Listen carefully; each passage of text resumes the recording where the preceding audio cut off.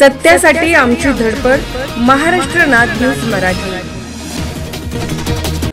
अमरावती जिल्ह्यातील सर्व नगर परिषद नगरपालिकेवर भगवा फडकवा। खासदार अरविंद सावंत आज दिनांक 9 रविवार रोजी सकाळी 11 वाजल्यापासून शिवसेना नेते खासदार अरविंद सावंत यांच्या अध्यक्षतेखाली बैठक पार पडली। शिवसेना उद्धव बाळासाहेब ठाकरे पक्षाचे प्रमुख पदाधिकाऱ्यांची नगरपरिषद नगरपंचायत निहाय बैठक शिवसेना जिल्हा प्रमुख पराग गुडगे यांच्या आयोजनात पार पडली।